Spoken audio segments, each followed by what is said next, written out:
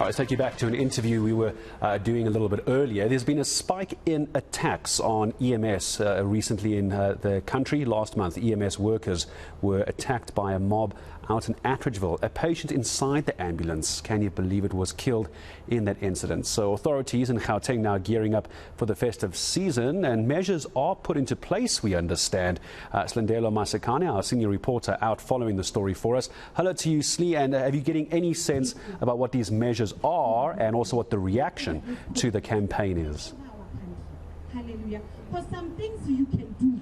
Well, we're about to find that out, but before we get to some of the proceedings which are going to just outline and highlight exactly what safety measures are going to be put in place for this festive season to not only safeguard the paramedics but also, of course, citizens themselves. We're here in Atteridgeville where unfortunately a very tragic incident took place last month where once more a group of paramedics that was assisting somebody who was attacked during a mob justice incidents also fell victim to an attack.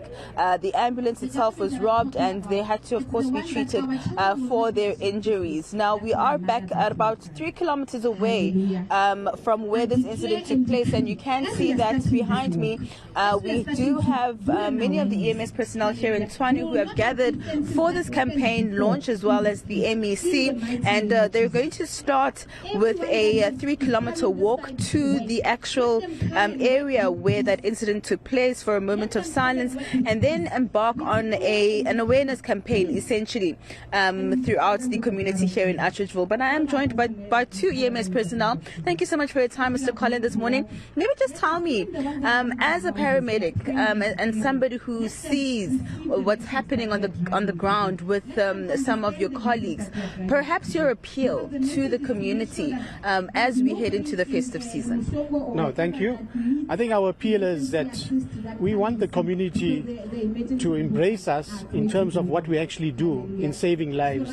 I think we are the pathway to getting proper medical care, and if they don't protect us, we can't help them.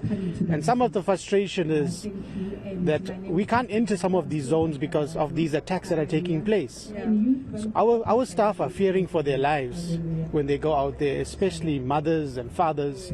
So we want community to say, you know exactly when the ambulance is coming there. Let it be an early warning site. Let's go out from our homes. Let's protect them. We know exactly where these criminal elements are in our communities. Let's raise it to the law enforcement agencies. Let's try and protect our guys out there. It's festive period. I think it's a busy time. People want to enjoy themselves. They want to celebrate with their families, but our guys are working 24/7. We work throughout the year.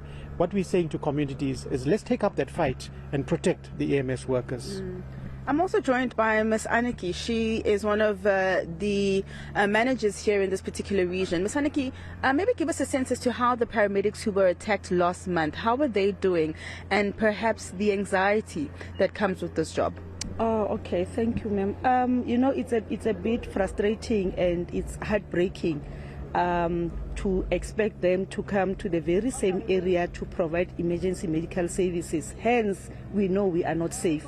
The crews are doing well, but emotionally they are not okay. They are still going through the process of psychologists and counselors, of which we know it will take time for them to heal.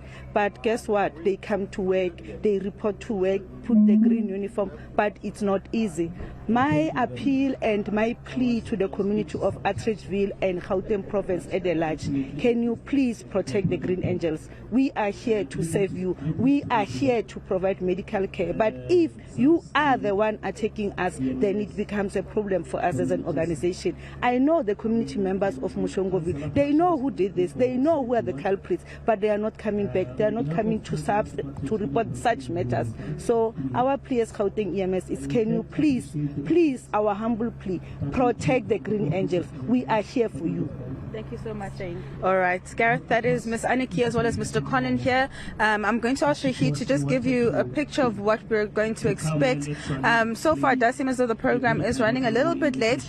I know thus far this year alone, about 12 attacks have been recorded by the Gauteng Health Department, which is the same number as the attacks which took place last year. So I think what we are expecting is to hear some interventions around panic buttons that are going to be instituted or put into the ambulances, as well as, of course, as police services that are already escorting EMS services when they are called out. Sounds like a wonderful initiative, Silindelo Masikane. It's long overdue. Hopefully it does make the difference. As simple as a panic button, but more importantly, the appeal to the communities from those who are there to save, literally save our lives every day. We can't have these attacks on EMS. So I'm sure we'll come back to Silindelo Masikane, senior reporter, again later in the morning.